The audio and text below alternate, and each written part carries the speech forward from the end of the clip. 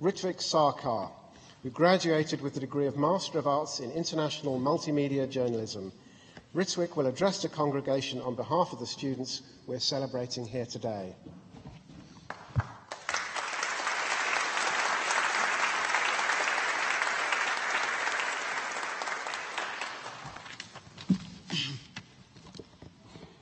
Parents, brothers, sisters, lovers, teachers, and the graduating class of the School of Arts and Cultures 2016, we did it.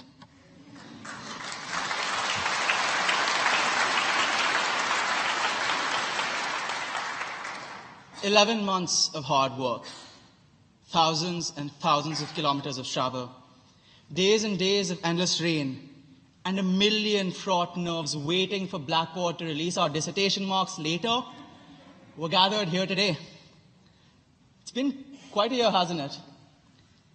Now, one of the things I've struggled with most this year has been a little funny word called expectation. I never expected to meet so many people from so many parts of the world. I never expected to sample so many cuisines from so many different corners. I never expected to learn so many different pickup lines in so many different languages. But that's the beauty of this city and this university, isn't it? It's not what I expected. It was something so much more. Which leads us today. And to the inevitable question, what now? What's next? What does the world expect of me? Now, the answer to that question is quite scary. And to be honest, I don't think many of us here have a definitive answer, but let me for 1 second remind you exactly who you are and what you're capable of. We are the master students of a new breed of education, a breed that seeks to take in the best of technology, the evolution of pedagogy, and the sheer wealth of resources at our disposal to further push the boundaries of what we conceive as possible.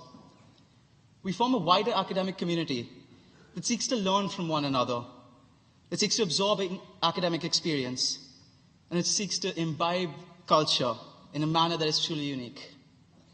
The culture of a funny, magical place we've come to know and love called Newcastle. Now, throughout my experiences, the locals of the city, or the Geordies, have made this an incredibly pleasing place. They've really lived up to the city's reputation of being open and welcoming for so many of us from so many different parts of the world. And while tensions may seem to be pulling this world apart, the city and its people have helped bring us together. Now, I myself was fortunate to have such special English friends who guided me through the idiosyncrasies of this country, which I grew to find more endearing than troublesome. Their acceptance of me, like one of their own, part of their squad, has gotten me through so much of the year, and I'm immensely grateful. Now, our experiences, both scholastic and otherwise, must take us a step further into a place we call the real world. Now, up till now, we've been able to point the finger of blame to the real world with the simple use of the word they. They should have seen this coming. They should have prevented this from happening. They should have come up with a better solution. But let me remind you, after today, they are going to be you and I. We are going to become the problem solvers of this world. We are going to be the ones whom others look up to. We are going to be the people who will forge a path into this big, scary, brave new world. But be not dismayed by the current state of affairs.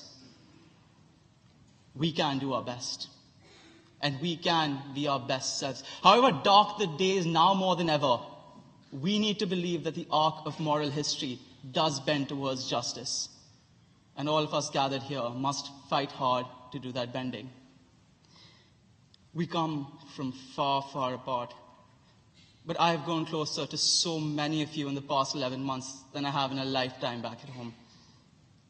Our yesterdays in Newcastle have prepared us for our tomorrows across the world. And while that world may seem to be growing ever apart, this last year and all of you and all my experiences have made it feel infinitely, infinitely smaller. So follow your heart. Do what you dream. Seize the day and don't be forlorn in the face of challenge. Because, as Dr. Martin Luther King said, in these very hallowed halls nearly half a century ago, there can be no deep disappointment where there is not but deep love. To the graduating class of Schools of Arts and Cultures, it's been quite a ride. And from the bottom of my heart, thank you.